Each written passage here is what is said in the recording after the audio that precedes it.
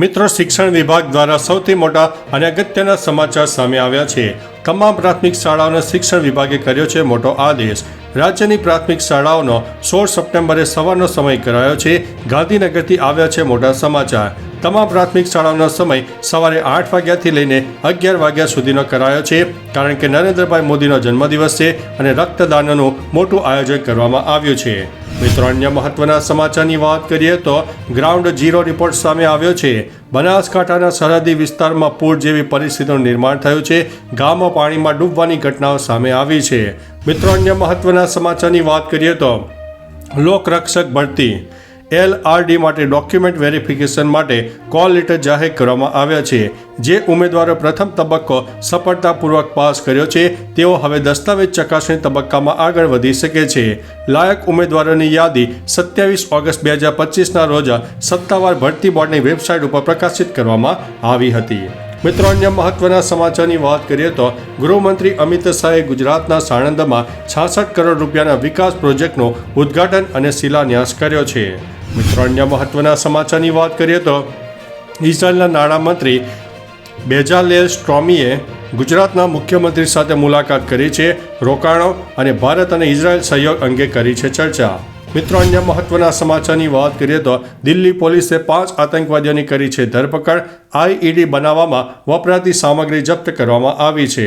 મિત્રો, અન્ય મહત્વના સમાચારની વાત કરીએ તો સૈયદ રાજપરા અને નવા બંદર નજીક ફિશરીઝ કચેરીની સ્થાપના કરવા ઉનાના માછીમારોની માગ સામે આવી છે। મિત્રો, અન્ય મહત્વના સમાચારની વાત કરીએ તો ગુજરાત શિક્ષણ બોર્ડનો નવો નિર્ણય, હવે ફી ચૂકવણી માટે ઓનલાઈન સુવિધા પણ ઉપલબ્ધ કરાવવામાં આવશે। મિત્રો, અન્ય મહત્વના સમાચારની વાત કરીએ તો રાહુલ ગાંધીને જૂનાગઢના સોરઠિયા પરિવારનું ચા પીવાનું નિમંત્રણ સામે આવ્યું છે। પૂર્વ વડાપ્રધાન રાજીવ ગાંધી પણ લઈ ચૂક્યા છે આ જગ્યાની મુલાકાત। મિત્રો, અન્ય મહત્વના સમાચારની વાત કરીએ તો બારડોલીથી સોમનાથ સુધી સરદાર સન્માન યાત્રાનો પ્રારંભ। 12 દિવસમાં 1800 કિલોમીટર અંતર કાપવાનું આયોજન છે। મિત્રો, અન્ય મહત્વના સમાચારની વાત કરીએ તો સુરતના બામણિયા ગામે મળી છે મૃત દીપડી। પોસ્ટમોર્ટમ કરીને વન વિભાગે તપાસ પણ શરૂ કરી દીધી છે। મિત્રો, અન્ય મહત્વના સમાચારની વાત કરીએ તો સોમનાથના પ્રભાસ પાટણમાં રખડતા કૂતરાઓનો આતંક જોવા મળ્યો છે। નગરપાલિકા કાર્યવાહી કેમ નથી કરતી, પ્રજામાં થયો છે મોટો આક્રોશ। મિત્રો, અન્ય મહત્વના સમાચારની વાત કરીએ તો વિધાનસભા ચોમાસુ સત્રનો અંતિમ દિવસ, શાસક પક્ષ અને વિપક્ષ વચ્ચે ઉગ્ર ચર્ચાઓ જામી હતી। મિત્રો, અન્ય મહત્વના સમાચારની વાત કરીએ તો અંબાજી મંદિરમાં રીલ્સ બનાવવાનો વિવાદ મોટો થતાં ભાજપ નેતાના દીકરાએ લીપાપોતીનો પ્રયાસ કર્યો છે। અક્ષય માળીએ સોશિયલ મીડિયામાં ખુલાસો કર્યો છે કે દાંતા તાલુકા NSUIએ મંદિરમાં રીલ બનાવનારની સામે કડક કાર્યવાહી કરવાની માંગ કરી છે।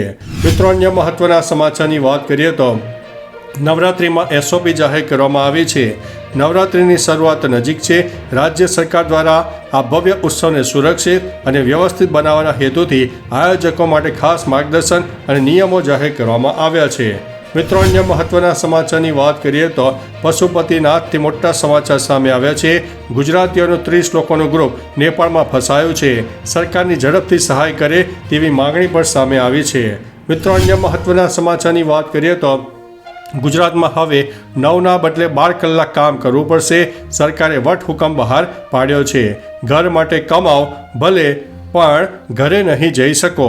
તો ચાલો મિત્રો, ફરીથી દેશ અને દુનિયાના સુપરફાસ્ટ સમાચાર લઈને મળતા રહીશો। ત્યાં સુધી અમને રજા આપશો। નમસ્તે।